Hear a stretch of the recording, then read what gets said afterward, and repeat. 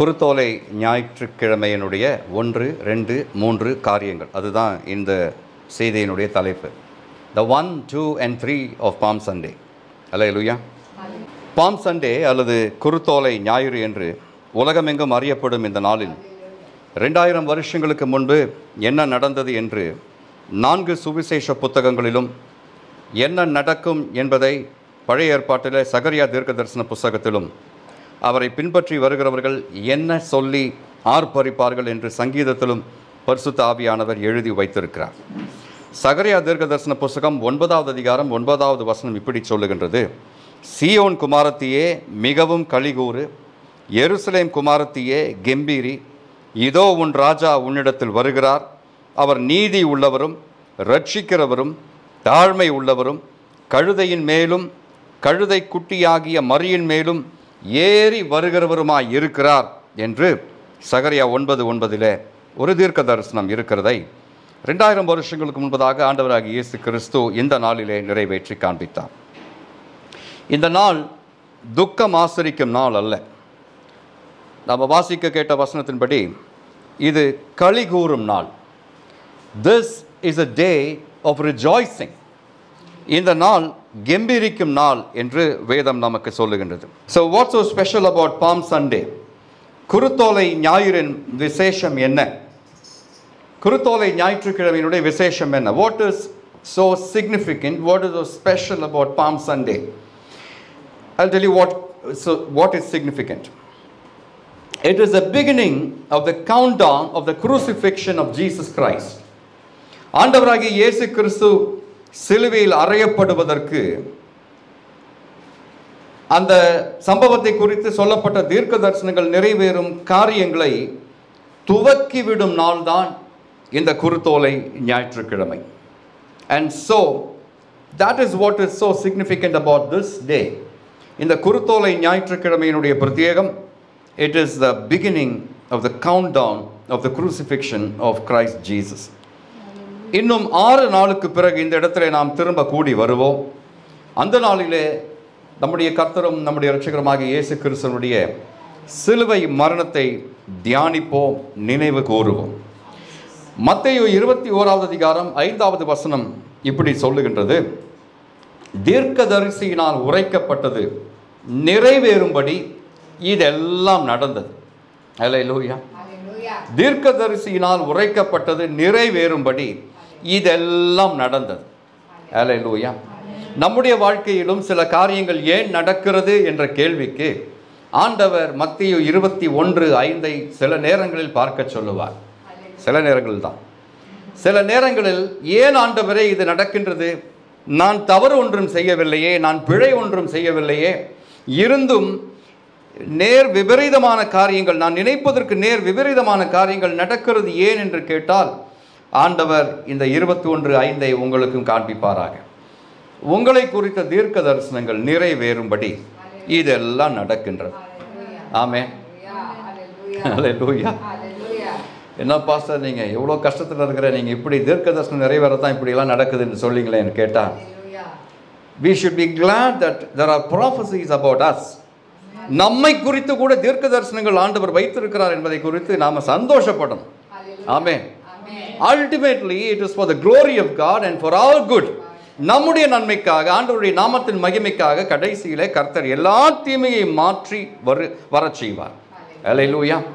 அப்போ அதற்கு இடைப்பட்ட நேரங்களிலே நடக்கும் எல்லா காரியங்களும் நம்மை குறித்த தீர்க்க தரிசனங்கள் நிறைவேறும்படியாக நடக்கின்றன என்பதை நாம் தெரிந்து கொண்டால் கவலைப்பட மாட்டோம்.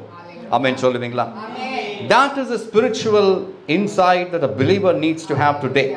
புதிய ஏற்பாட்டு சபையினுடைய விசுவாசிக்கு இருக்க வேண்டிய ஒரு புதிய ஆவிக்குரிய கண்ணோட்டம் இது. என்னை குறித்து ஆண்டவர் நிர்ணயம் பண்ணி இருக்கும் காரியங்கள் நிறைவேறுவதற்காக இதெல்லாம் நடக்கின்றது. அல்லேலூயா. அல்லேலூயா சொல்லுவீங்களா? இயேசு பிறப்பதற்கு 500 வருஷங்களுக்கு முன் வாழ்ந்த சகரியா தீர்க்கதரிசி தான் எழுதின புஸ்தகத்தினுடைய 9வது அதிகாரத்தின் 9வது வசனத்தில் இயேசுவின் எருசலேம் பவனியையும் 10வது வசனத்தில் அவரது 2ஆம் வருகையையும் முன் உரைக்கிறார். 9வது வசனம் சகரியா 9:9 இயேசுவினுடைய எருசலேம் பவனியை குறித்தது.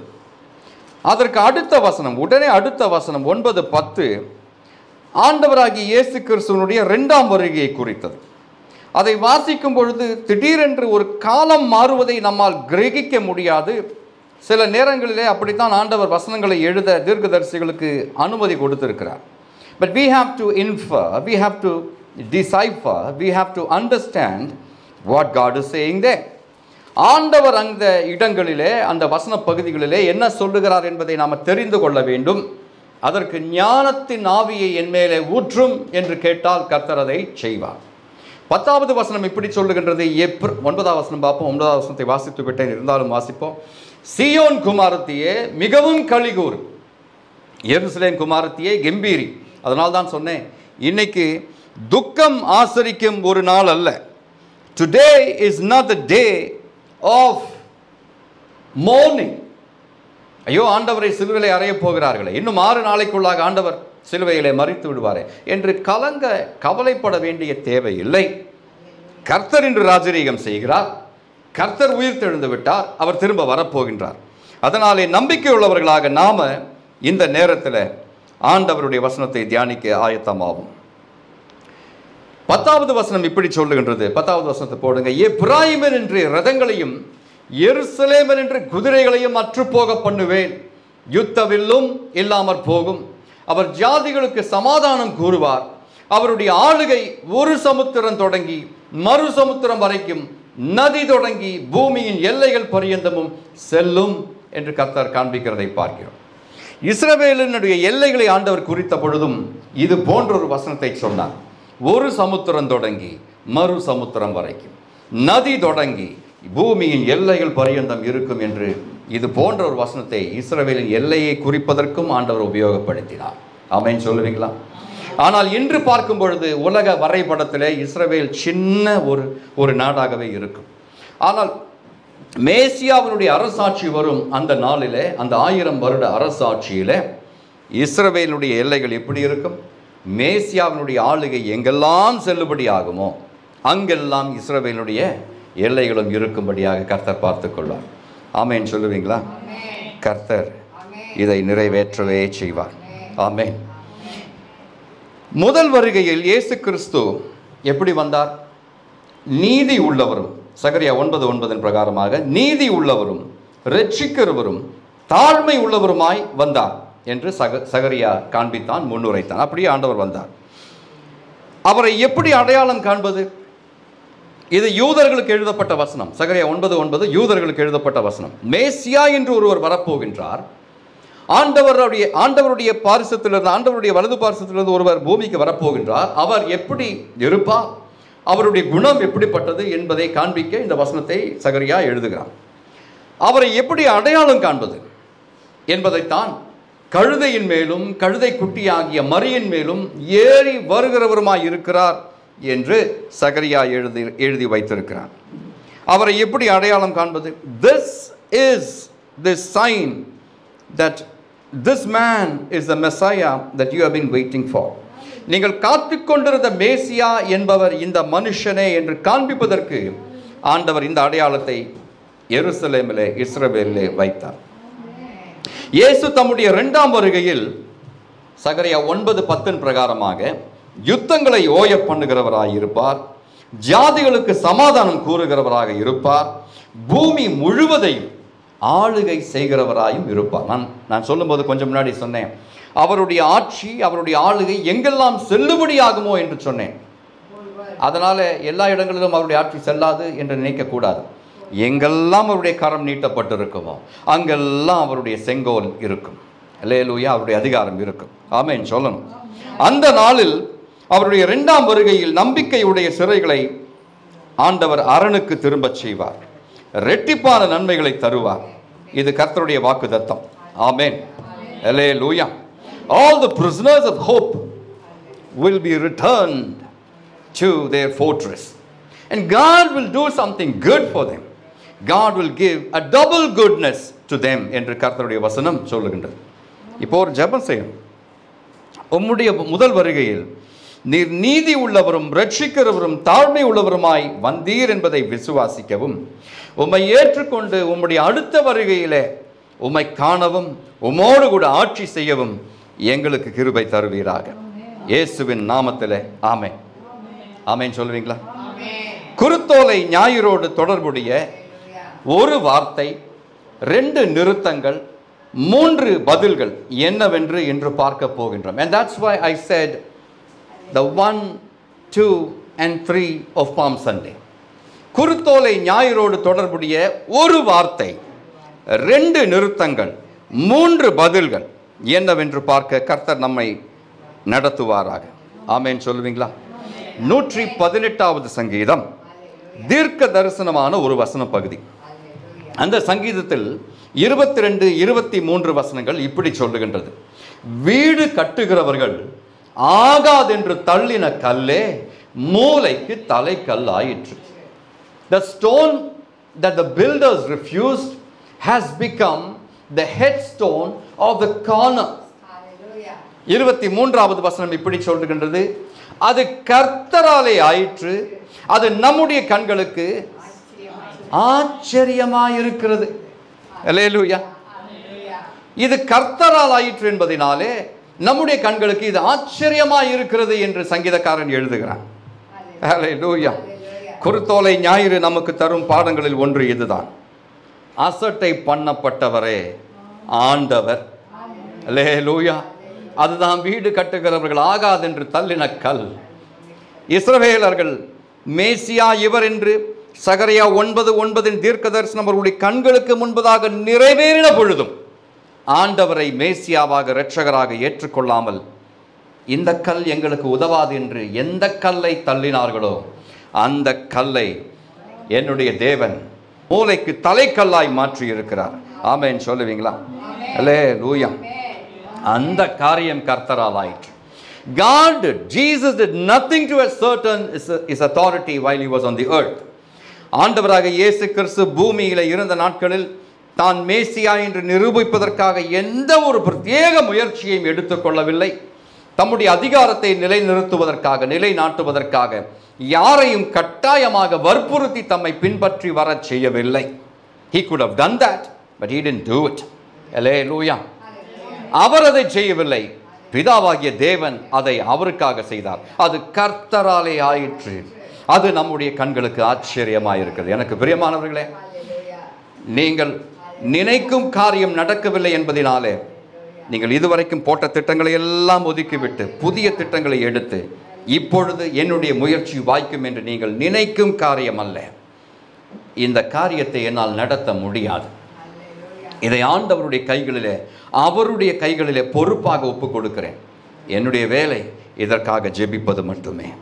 என்னுடைய வேலை இது நடந்து ஏறும்போது அவருக்கு மகிமை செலுத்துவது மட்டுமே என்று நீங்கள் தீர்மானித்தால் அது கர்த்தராலே ஆகும்படி, அது உங்களுடைய கண்களுக்கு ஆச்சரியமாக இருக்கும்படி கர்த்தர் பார்த்து கொள்வார். ஆமென் சொல்லுவீங்களா? ஆமென். குருத்தோலை ஞாயிறு நமக்கு தரும் பாடங்களில் ஒன்று இது. இகழப்பட்டவரே இரட்சகர் என்று பரலோகம் அறிக்கையிடும் நாள் இது. ஆமென் சொல்லுவீங்களா? குருத்தோலை ஞாயிறு நமக்கு தரும் பாடங்களில் 3வது பாடம் இது. காட்டி கொடுக்கப்பட்டவரே கர்த்தர் என்று சீக்கிரத்தில் வெளிப்படும் என்று முன்னறிவிக்கும் நாள் இது. ஒவ்வொரு ஓசன்னாவும் நமக்கு சொல்லும் காரியம் கர்த்தருடைய வருகை சமீபமாய் இருக்கிறது. ஆமென் சொல்லுவீங்களா? ஆமென். அல்லேலூயா, அல்லேலூயா. ஆண்டவரிடத்தில் நாம கேட்கணும், ஆண்டவரை நீர் அசட்டை பண்ணப்பட்டவராயும் இகழப்பட்டவராயும் வெறுக்கப்பட்டவராயும் தள்ளப்பட்ட கல்லாகவும் இருந்தாலும் நீர் என் கர்த்தர், நீர் என் நேசர், நீர் என் தேவன், நீர் என் இரட்சகர் என்பதை நான் ஒரு நாளும் மறக்க மாட்டேன் ஆண்டவரே. அல்லேலூயா.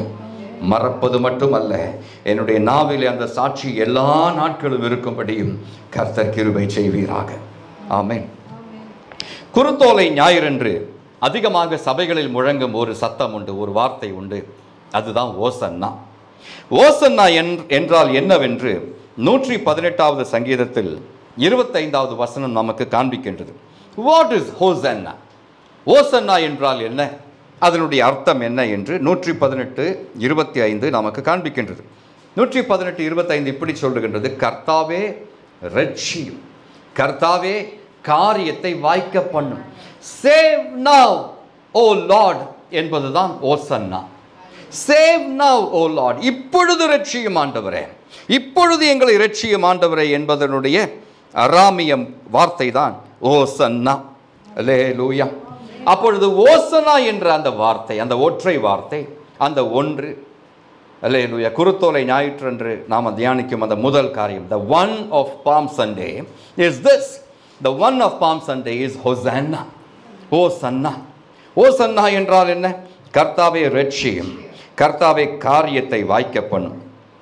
ஓசன்னா என்பது ஒரு ஜெப முழக்கம். Hosanna is a declaration of prayer. அல்லேலூயா. இரண்டாவது, hosanna is an appeal for help. ஓசன்னா என்பது உதவிக்கு நாம் எழுப்பும் அபேட்சை. எனக்கு இப்பொழுது உதவி தேவை ஆண்டவரே, இப்பொழுது என்னை இரட்சியும் என்று உதவிக்கு எழுப்பும் அபேட்சை தான் ஓசன்னா. It's an appeal for help. It's a petition for help. மூன்றாவதாக ஹோசன்னா, இரட்சியும், இப்பொழுது இரட்சியும் என்று சொல்லும் பொழுது நாம் சொல்லும் காரியம், it is an utterance of praise. அது நம்முடைய துதியினுடைய வெளிப்பாடு என்று தேவன் காண்பிக்கிறார். ஆமென் சொல்லுவீங்களா? அது ஒரு ஜெப முழக்கம், அது ஒரு உதவிக்கு எழுப்பப்படும் அபேட்சை, அது மட்டுமல்ல, அது ஒரு துதியின் வெளிப்பாடு என்று கர்த்தர் காண்பிக்கின்றார். ஒரே ஒரு வார்த்தை, only one word, but it reveals itself in 3 dimensions.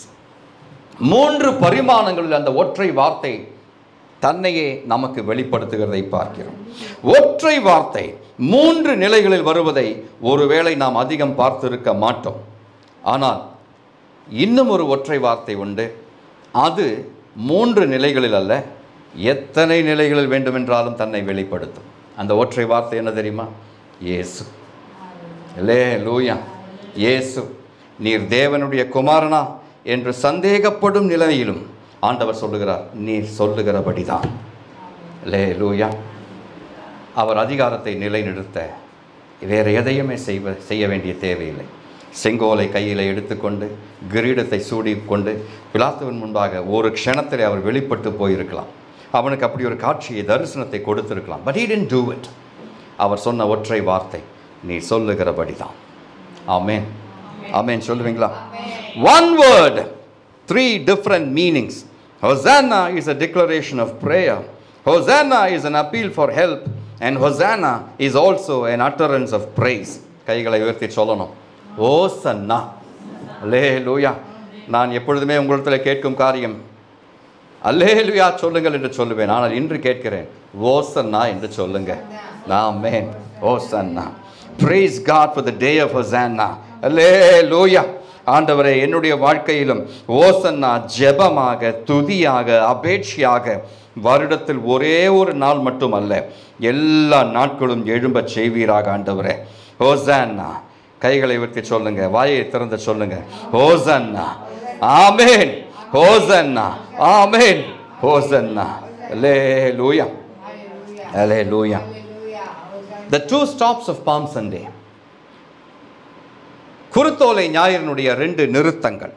The 2 stops of Palm Sunday. அது என்ன என்று பார்க்க போகின்றோம். மத்தேயு எழுதின சுவிசேஷம் 21வது அதிகாரம் 1வது வசனத்தில், இயேசுவும் சீஷரும் எருசலேமுக்கு அருகே உள்ள பெத்பகே என்னும் ஊருக்கு வந்தார்கள் என்று வாசிக்கிறோம். அப்படி இருக்கா?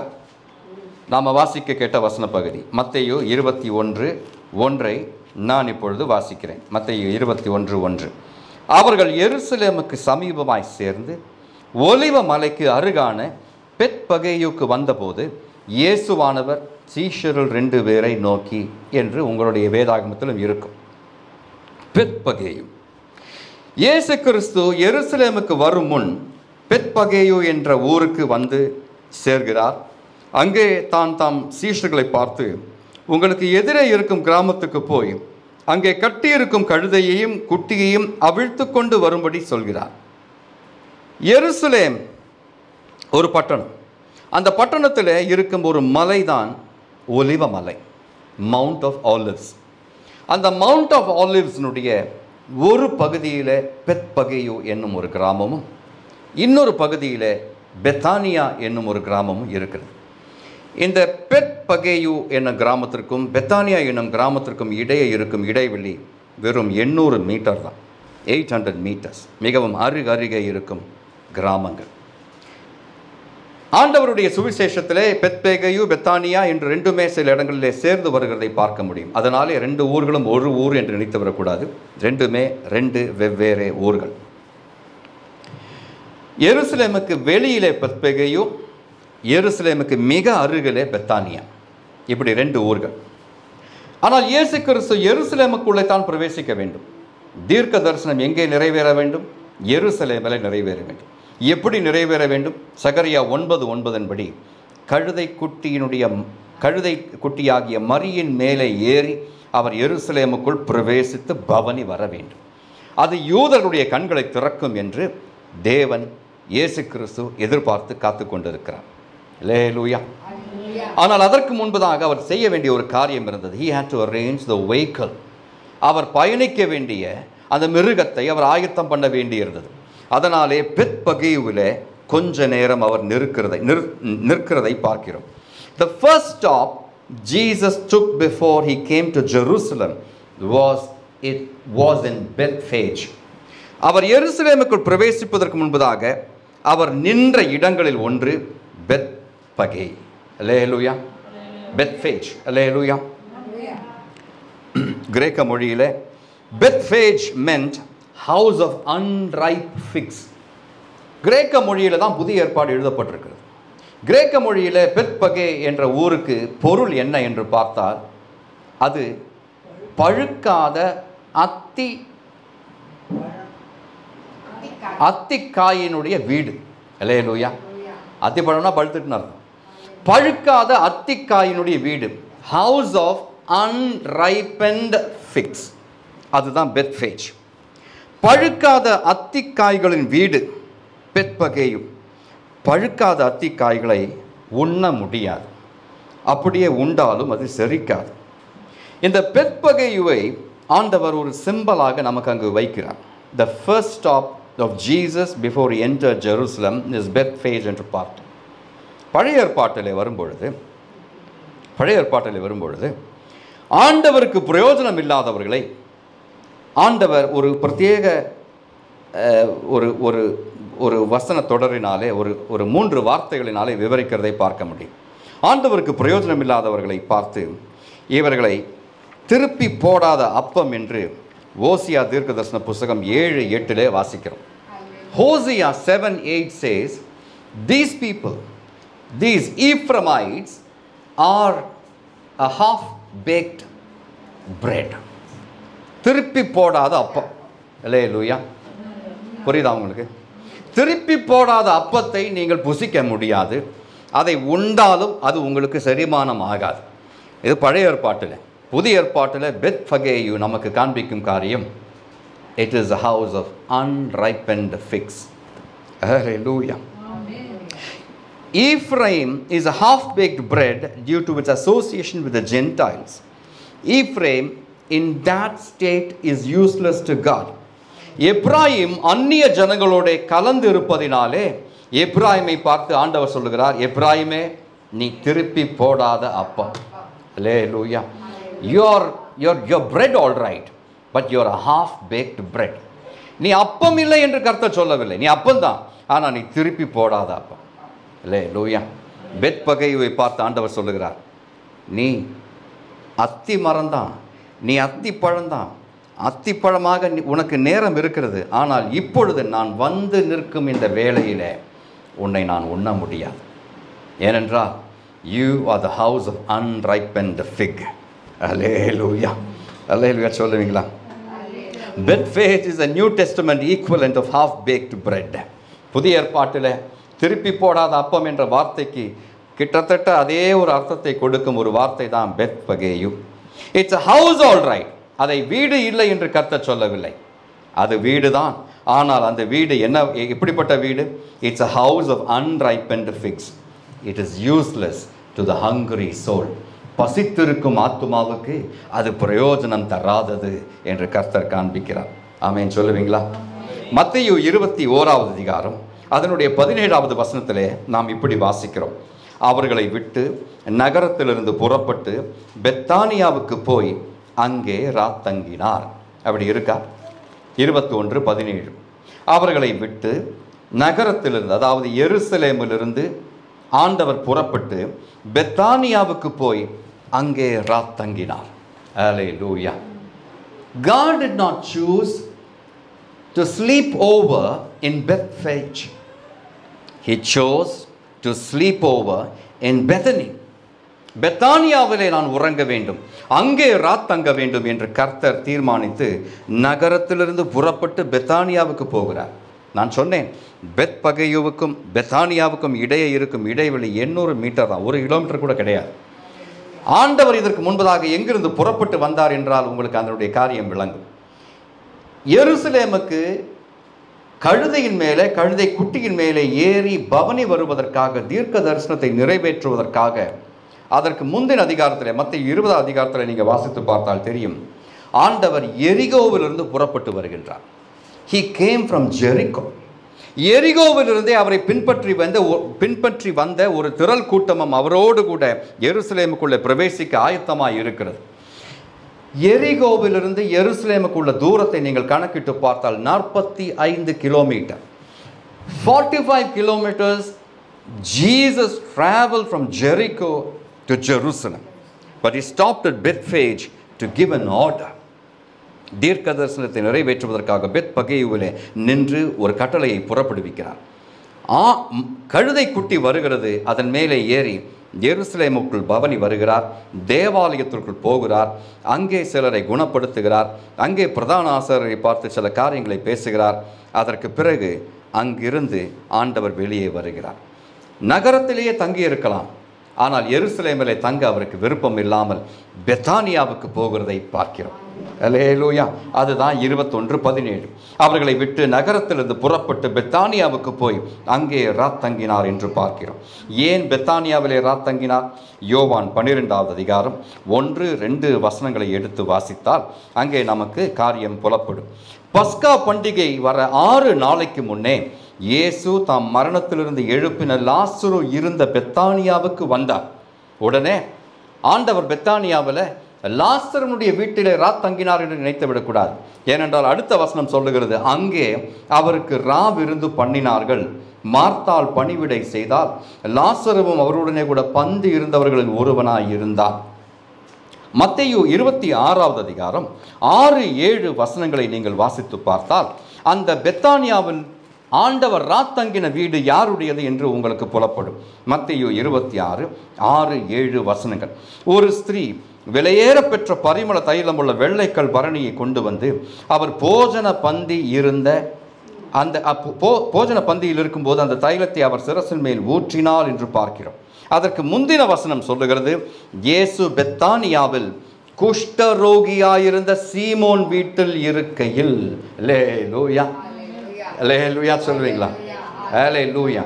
பெத்தானியாவிலே இயேசு ராத்தங்கினதற்கு காரணம் அங்கே ஒரு வீடு ஆயத்தமாக அவருக்கு எந்நேரமும் திறக்கப்பட்டிருந்தது என்று இயேசு அறிந்திருந்தார். ஒரு காலத்திலே அவன் குஷ்டரோகி, ஆனால் இன்று ஆண்டவருடைய கை அவன் மேலே பட்டதினாலே, ஆண்டவருடைய தரிசனம் அவனுக்கு கிடைத்ததினாலே அவன் சுகமாக்கப்பட்டவனாய், ஒரு நாளிலே குஷ்டரோகியாயிருந்தான், ஆனால் இன்று குணப்படுத்தப்பட்டவனாய் இருக்கிறான் என்று அடையாளத்தோட பெத்தானியாவிலே ஒருவன் இருக்கிறான். அவனுடைய வீட்டில் ஆண்டவராகிய இயேசு கிறிஸ்து எப்பொழுது வந்தாலும் தங்கலாம் என்று ஆண்டவருக்கு தெரியும். ஆமென் சொல்லுவீங்களா? ஆமென். Hallelujah. I told you Bethphage and Bethany were small towns near the Mount of Olives in Jerusalem in the days of Jesus. இப்பொழுது பெத்தானியா என்ற வார்த்தைக்கு என்ன பொருள் என்று சொல்லுகிறேன். பெத்தானியா என்றால் it is called the house of dates. Hallelujah. Hallelujah. House of dates. அதை தமிழில் இப்படி மொழிபெயர்த்திருக்கிறார்கள், திராட்சை பழங்களின் வீடு. Hallelujah. எருசலேமுக்கு 2 புறமாக இருக்கும் பெத்பேஜும் பெத்தானியாவும் 2 symbols. They are 2 symbols that God wants to show us. He stopped at both places. He stopped at Bethphage and gave an order to his disciples. And he came to Bethania to sleep over, to stay a night in Bethania. Amen சொல்லுவீங்களா? Hallelujah. திராட்சை பழங்களின் வீடு. பாடுகளின் வாரத்தின் முதலாம் நாள் இயேசு எருசலேமில் பிரவேசிப்பதற்கு முன் பெத்பகேயுவுக்கு வருகிறார். எருசலேமுக்குள் கழுதை குட்டியின் மேல் பவனி வருகிறார். மாலையில் எருசலேமிலிருந்து புறப்பட்டு பெத்தானியாவில் தங்குகிறார். Bethphage and Bethany were two important stops of Jesus on the Palm Sunday 2000 years ago. 2000 வருஷங்களுக்கு முன்பு ஆண்டவர் இந்த குருத்தோலை ஞாயிறிலே 2 இடங்களிலே எருசலேமுக்கு முன்பும் பின்பும் நின்றார் என்று பார்க்கிறோம். He stopped before entering Jerusalem at Bethphage and he came to Bethany and stayed over in Bethany after he entered Jerusalem என்று பார்க்கிறோம். எருசலேமுக்கு பிரவேசிப்பதற்கு முன்பு பெத்பகேயுவிலே தங்குகிறார், தங்கவில்லை, அங்கே நிற்கிறார். பெத்தானியாவிலே எருசலேமுக்கு அந்த பவனியெல்லாம் வந்த பிறகு பெத்தானியாவிலே வந்து அங்கே தங்குகிறதை பார்க்கிறோம். அல்லேலூயா. While one town was just a stopover, the other one was a sleepover for Jesus. Amen. Hallelujah. சொல்லுவீங்களா? Hallelujah. The question now is, which of these two cities do you want to be? இந்த 2 பட்டணங்களிலே எந்த பட்டணமாக இருக்க நீங்கள் விரும்புகிறீர்கள்? Do you want Jesus to come and stop at you or sleep with you? Sleep at your place. Amen. Hallelujah. Bethphage was Jesus' stopover, while Bethany was Jesus' sleepover. ஆண்டவர் பெத்பகேயுவிலே நின்றார், ஆனால் பெத்தானியாவிலே தங்கினார். அல்லேலூயா. என்னுடைய வீடு ஆண்டவர் நிற்கும் வீடாக இருக்க வேண்டுமா?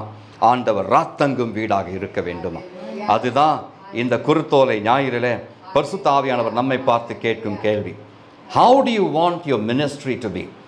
Do you want your ministry to be a place where God stops, or do you want your ministry where God stays? அல்லேலூயா. ஆண்டவர் வந்து நிற்கும் இடமாக உங்களுடைய வீடு, உங்களுடைய தொழில், உங்களுடைய ஊழியம் இருக்க வேண்டுமா? ஆண்டவர் வந்து தங்கும் இடமாக உங்களுடைய வீடு, உங்களுடைய தொழில், உங்களுடைய ஊழியம் இருக்க வேண்டுமா? பெத்பகேயும் பெத்தானியாவும் நம்மை பார்த்து கேட்கும் கேள்விகள் இதுவே. ஆமென் சொல்லுவீங்களா? பழுக்காத அத்திக்காய்களின் வீடாக இருக்க விரும்புகிறீர்களா, அல்லது பழுத்த திராட்சை பழங்களின் வீடாக நீங்கள் இருக்க விரும்புகிறீர்களா? பெத்பகேயும் பெத்தானியாவும் நம்மை பார்த்து இந்த கேள்விகளை கேட்கின்றன. Do you want Jesus to stop by your house, or do you want him to stay over there? ஆண்டவரே, நான் பெத்பகேயுவா பெத்தானியாவா என்று எனக்கு காண்பியும் ஆண்டவரே. என்னிடத்தில் குறைகள் இருக்கிறதுனாலே, நான் இன்னும் பழுக்காத கர்த்தாவை அத்திக்காய்களை வைத்திருப்பதினாலே என்னிடத்திலே உமக்கு விவகாரம் இல்லை என்று நீர் கடந்து போவீரே. ஆனால் ஆண்டவரே, நான் கர்த்தாவை தரித்திரனாய் இருப்பேன், நான் கைவிடப்பட்டவனாய் இருப்பேன். ஆண்டவரே, நான் பெத்தானியாவாக இருக்க விரும்புகிறேன். I want to be the town of Bethany. Lord, help me have you inside me, not halt by me. ஆண்டவரே, நீர் எனக்குள்ளாக இருக்கும்படி எனக்கு கிருபை தருவீராக. நீர் கடந்து போகிறவராக அல்ல, நீர் என்னிடத்திலே தங்குகிறவராக இருக்க ஆண்டவரே எனக்கு உதவும். ஆண்டவரே, கைகளை உயர்த்தி ஒரு நிமிடம் ஜெபிக்கணும். அல்லேலூயா. The 3 responses of the people. The third thing about Palm Sunday is this. The 3 responses of people. ஜனங்களின் 3 பதில்கள். அது என்ன என்று பார்க்க போகிறோம். மத்தேயு 21வது அதிகாரம் 6 முதல் 9 வரையுள்ள வசனங்களில் சீஷர்கள் செய்ததையும் ஜனங்கள் செய்ததையும் சொன்னதையும் வாசிக்கிறோம். என்ன செய்தார்கள்? சீஷர்கள் தங்களுக்கு இயேசு கட்டளையிட்டபடியே செய்தார்கள். அப்படித்தானே இருக்கு. 21வது அதிகாரம் 6வது வசனம். சீஷர்கள் போய் இயேசு தங்களுக்கு கட்டளையிட்டபடியே செய்து கழுதையையும் குட்டியையும் கொண்டு வந்து அவைகள் மேல் தங்கள் வஸ்திரங்களை போட்டு அவரை ஏற்றினார்கள். அல்லேலூயா. சீஷர்கள் இதை செய்ததை பார்த்த உடனே ஜனங்களும் ஒரு ரிஃப்ளெக்ஸ் ஆக்ஷன் போல அடுத்த வசனத்திலே செய்கிறார்கள். திரளான ஜனங்கள் தங்கள் வஸ்திரங்களை வழியிலே விரித்தார்கள். வேறு சிலர் வஸ்திரங்களை விரிக்க மனம் இல்லாதவர்கள் மரக்கிளைகளை தரித்து வழியிலே பரப்பினார்கள் என்று பார்க்கிறோம். முன்னடப்பாரும் பின்னடப்பாரும் ஆகிய திரளான ஜனங்கள் தாவீதின் குமாரனுக்கு ஓசன்னா, கர்த்தரின் நாமத்தினாலே வருகிறவர் ஸ்தோத்திரிக்கப்பட்டவர், உன்னதத்திலே ஓசன்னா என்று சொல்லி ஆர்ப்பரித்தார்கள் என்று பார்க்கிறோம். This was the first response of the people in Jerusalem that day. எருசலேமிலே எரிகோவிலிருந்து ஆண்டவரை பின்பற்றி வந்த ஜனங்களுடைய முதல் பதில் இதுவாகத்தான் இருந்தது. அவர்கள் என்ன சொன்னார்கள்? இயேசுவை பார்த்து என்ன சொன்னார்கள்?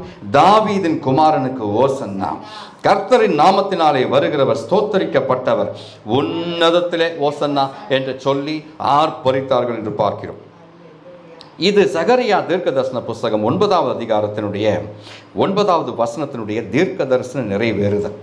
ஆனால் அவர்களுடைய அடுத்த பதில், their second response was totally bewildering. அவர்களுடைய அடுத்த பதில் இதை விட முற்றிலும் வித்தியாசமாக இருந்தது என்று பார்க்க போகிறோம். மத்தேயு 21வது அதிகாரம் 10வது வசனம். மத்தேயு 21:10. இதே ஜனங்கள் அவர் எருசலேமுக்குள் பிரவேசிக்கையில் எருசலேம் நகரத்தார் யாவரும் ஆச்சரியப்பட்டு இவர் யார் என்று விசாரித்தார்கள். அல்லேலூயா. எருசலேமுக்கு போற வழியில உன்னதத்திலே ஓசன்னா, கர்த்தருடைய நாமத்தினாலே வருகிறவர் சோதரிக்கப்பட்டவர், இவர் இயேசு, இவர் ராஜாதி ராஜா, இவர் இஸ்ரவேலின் ராஜா என்று சொல்லி ஆர்ப்பரித்தவர்கள் எருசலேமுக்குள் பிரவேசித்த உடனே, இயேசுவும் சீஷர்களும் ஜனங்களும் எருசலேமுக்குள் பிரவேசித்த உடனே எருசலேம் நகரத்தாருக்கு இயேசு யார் என்று அடையாளம் காண முடியவில்லை. They were not familiar with Jesus. Jesus was familiar in Judea. Jesus was familiar in Galilee. Jesus was familiar in other areas, but not in Jerusalem. தாவீதின் நகரத்திலே இயேசுவை அந்த நாட்களிலே அதிகம் யாரும் அறிந்திருக்கவில்லை. இவ்வளவு திரள் கூட்டத்தோടെ ஒருவர் கழுதையின் மேலே பவனி வருகிறாரே, இவர் யார் என்று எருசலேம் நகரத்தில் வசித்தவர்கள் இயேசுவோடு வந்த கூட்டத்தை பார்த்து விசாரித்தார்கள். அடுத்த வசனம் என்ன சொல்லுது பாருங்க. அதற்கு ஜனங்கள் 11வது வசனம், இவர் கலிலேயாவில் உள்ள நாசரேத்திலிருந்து வந்த தீர்க்கதரிசியாகிய இயேசு என்றார்கள். அல்லேலூயா. அல்லேலூயா சொல்லுவீங்களா? அல்லேலூயா. I want you to look at the two responses of the people who accompanied Jesus. இயேசு கிறிஸ்துவை எரிகோவிலிருந்து 45 கிலோமீட்டர் பின்பற்றி வந்தவர்கள் எருசலேமுக்கு பிரவேசிப்பதற்கு முன்பதாக சீஷர்களோடு இருந்தார்கள். சீஷர்கள் என்ன செய்தார்களோ அதையே செய்தார்கள். சீஷர்கள் தங்கள் வஸ்திரங்களை எடுத்து கழுதை குட்டியின் மேலே விரித்தார்கள். இவர்கள் தங்கள் வஸ்திரங்களை எடுத்து வழியிலே விரித்தார்கள். சிலர் கிளைகளை எடுத்து தரித்து அதை வழியிலே பரப்பினார்கள் என்று வாசிக்கிறோம். சீஷர்களுடைய கம்பெனியிலே இருக்கும் பொழுது, when they were in the company of the disciples, they did according to what the disciples did, and they said according to what the disciples said. சீஷர்களோடு இருக்கும் பொழுது சீஷர்கள் செய்த விதமாக செய்தார்கள், சீஷர்கள் சொன்ன விதமாக சொன்னார்கள். ஆனால் எருசலேமிலே இயேசு பிரவேசித்த பொழுது, இயேசுவை அறியாதவர்கள் மத்தியிலே ஒரு கேள்வி எழுப்பப்பட்ட பொழுது, இவர் யார் என்ற கேள்வி எழுப்பப்பட்ட பொழுது, முன்னே சொன்ன பதிலை இங்கே சொல்லி இருக்க வேண்டும். இவர் உன்னதத்திலிருந்து வந்தவர், இவர் இஸ்ரவேலின் ராஜா, இவர் ஸ்தோத்தரிக்கப்பட்டவர் என்று சொல்லி இருக்க வேண்டும். ஆனால் அவர்கள் சொன்ன காரியம், இவர் கலிலேயாவில் உள்ள நாசரேத்திலிருந்து வந்த தீர்க்கதரிசியாகிய இயேசு. They acknowledged that he was a prophet. They said his name was Jesus. But what was the amplifying message? அவர் தீர்க்கதரிசி என்று ஒப்புக்கொண்டார்கள், அவருடைய நாமம் இயேசு என்று ஒப்புக்கொண்டார்கள். ஆனால் அவர்கள் சொன்ன விதம் என்ன? கலிலேயாவில் உள்ள நாசரேத்திலிருந்து வந்த தீர்க்கதரிசியாகிய இயேசு. எனக்கு பிரியமானவர்களை, சில மொழி, சில பாஷை அது வெளிப்படையாக ஒரு காரியத்தை உணர்த்துவதை போல இருக்கும். ஆனால் அந்த காரியம் அப்படி அல்ல. அது மறைமுகமாக சொல்லும் சத்தியம் என்ன என்று தெரிந்து கொள்ள வேண்டும். இயேசுவை அறியாத எருசலேம் நகரத்தார் இவர் யார் என்று கேட்கிறார்கள். அதற்கு நன்மை ஒன்றும் வராத அந்த தீர்க்கதரிசிகள் ஒருவனாகிய இயேசு என்றுதான் அவர்கள் இயேசுவை அறிமுகப்படுத்தினார்கள் என்று பார்க்கிறோம். அல்லேலூயா சொல்லுவீங்களா? அல்லேலூயா. சபையில் சீஷர்கள் மத்தியில், அப்போஸ்தலர்கள் மத்தியில் இயேசுவை துதிப்பது மிக மிக எளிதான காரியம். ஆனால் தெருவில் வீதிக்கு வரும்பொழுது இயேசுவை அறியாதவர்கள் அவரை குறித்து கேள்வி கேட்கும் பொழுது, இங்கிருக்கும் அந்த வேர்வ், இங்கு இருக்கும் அந்த ஒரு உக்ரானத்தோட இயேசுவை குறித்து உங்களால் என்னால் சொல்ல முடிகின்றதா? அதுதான் இந்த குருத்தோலை ஞாயிறு நமக்கு எழுப்பும் ஒரு கேள்வி. அல்லேலூயா சொல்லுவீங்களா? The people in Jerusalem did not know Jesus, and they really wanted to know who he was. இவர்கள் சொன்ன ஒரு வார்த்தையினாலே இயேசு கிறிஸ்துவை பின்பற்றி வரும் கூட்டம் அதிகமாகி இருக்கும். அல்லேலூயா சொல்லுவீங்களா? But it was not to be. அவர்கள் சொன்ன காரியம், நன்மை எதுவுமே உண்டாகாத நாசரேத்து என்னும் ஒரு ஊர் இருக்குது, அது கலிலேயாவில் ஒரு சின்ன பகுதி, அங்கிருந்து வந்த தீர்க்கதரிசியாகிய ஒரு மனுஷன், அவருடைய நாமம் இயேசு என்றுதான் அவர்கள் சொன்னார்கள். அல்லேலூயா. That was the second response of the people. இயேசுவை பின்பற்றி எருசலேம் நகரத்தில் வந்தவர்கள், இயேசு எரிகோவிலிருந்து புறப்பட்ட போது அவரை பின்தொடர்ந்து வந்தவர்கள். மத்தேயு 20:29. சீஷர்களோடு இருந்தபோது இயேசுவை தாவீதின் குமாரன் என்றும், மேசியா என்றும், கர்த்தரின் நாமத்தில் வருகிறவர் என்றும், ஸ்தோத்திரிக்கப்பட்டவர் என்றெல்லாம் அழைத்தவர்கள் இயேசுவை அறியாத எருசலேம் நகரத்தார் கேட்ட கேள்விக்கு அவரை நாசரேத்திலிருந்து வந்த தீர்க்கதரிசிகளில் ஒருவனாக மாற்றினதை நீங்கள் கண்டும் காணாமல் போகக்கூடாது. எனக்கு அருமையானவர்களே, இயேசுவை பின்தொடர்ந்து வந்த கூட்டத்தில் நீங்களும் நானும் இருக்கிறோம் என்பதை நினைத்துக் கொள்ள வேண்டும். We are there among the crowd that followed Jesus from Jericho to Jerusalem. ஆண்டவரை அறியாத ஆட்களிடத்தில் அவர் யார் என்று கேட்கும் பொழுது அவர் தேவன் என்று மட்டும் சொல்லிவிட்டால் அவரை நாசரேத்தில் தீர்க்கதரிசியாகவே நாம் அறிமுகப்படுத்துகிறோம். நாம் சொல்ல வேண்டிய காரியம், அவர் மட்டுமே தேவன், அவர் மட்டுமே கர்த்தர், அவர்தான் உலகத்தை படைத்தவர் என்று சொன்னால் அவர்களுக்கு ரட்சிப்பின் விதையை நாம் போடுகிறவர்களாக இருப்போம். ஆமென் சொல்லுவீங்களா? நன்மை ஒன்றும் உண்டாகாத நாசரேத்திலிருந்து வந்தவர், அதுதான் ஜனங்களின் இரண்டாவது பதில். சபையில் இயேசுவை வர்ணிப்பதும் ஆராதிப்பதும் எளிது. ஆனால் இயேசுவை அறியாதவர்கள் முன் அவர் யார் என்ற கேள்விக்கு உங்கள் பதில் என்னவாக இருக்கும்? கைகளை உயர்த்தி ஒரு நிமிடம் ஜெபிக்க வேண்டும்.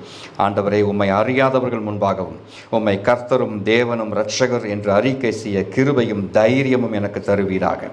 சபையிலும் வெளியிலும் வீட்டிலும் வெளியிலும் கர்த்தாவே, வீதி எங்கும் கர்த்தாவே, இயேசுவை குறித்த என் சாட்சி ஒரே போல் இருக்கட்டும். ஆமென். And the third response of the people about Jesus was even more frightening.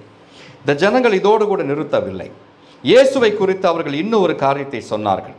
The third response of these people who followed Jesus from Jericho to Jerusalem was completely frightening என்று பார்க்கிறோம்.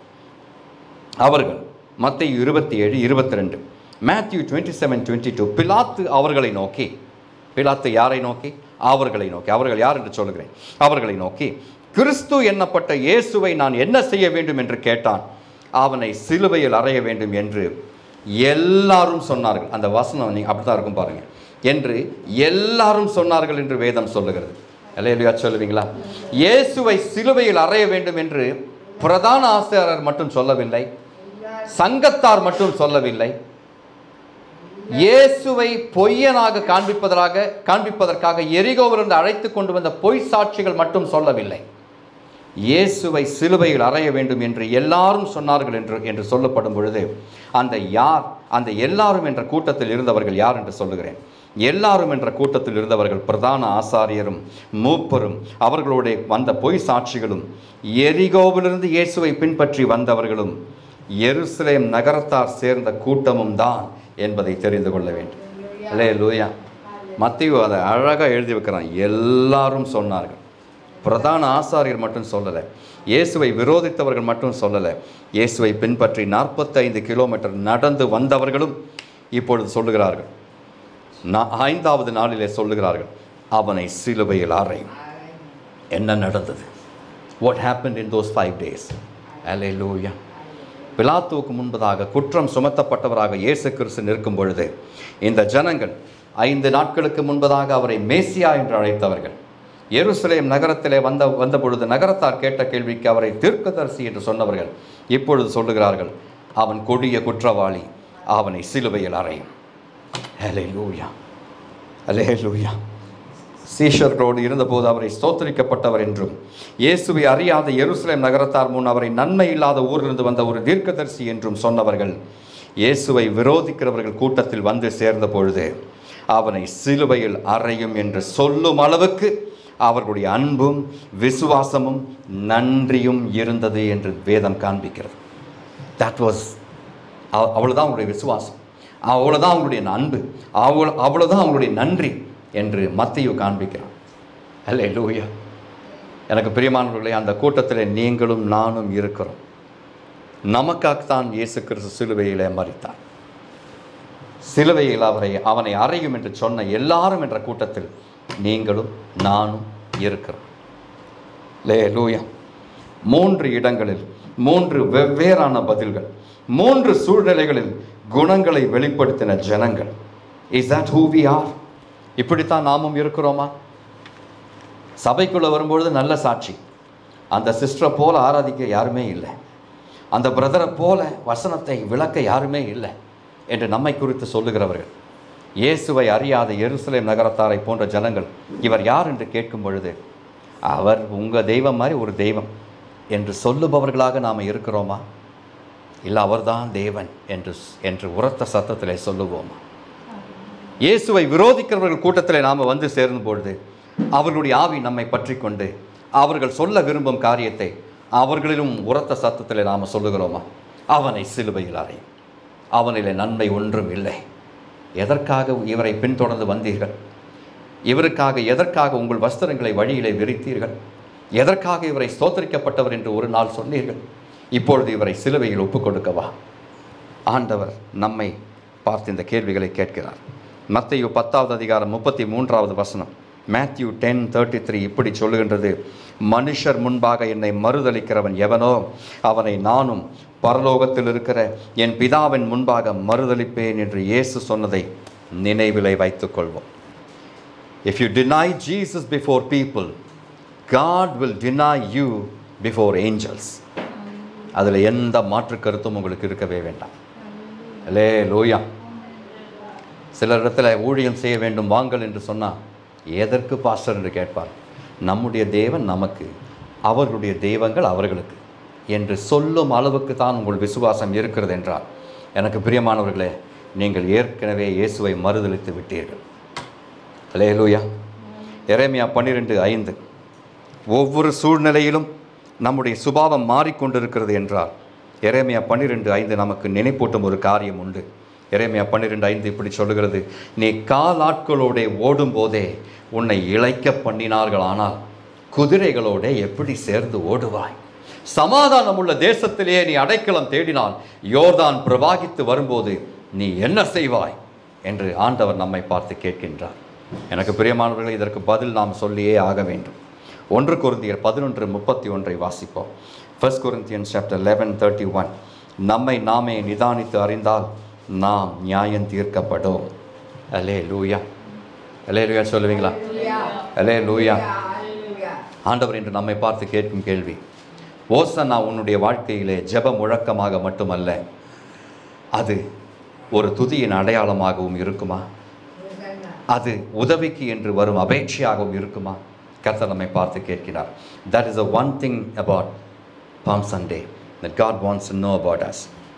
Secondly, ஆண்டவருடைய 2 நிறுத்தங்கள், எருசலேமுக்கு முன்பாக எருசலேமுக்கு பின்பாக ஆண்டவர் நின்ற 2 இடங்கள்.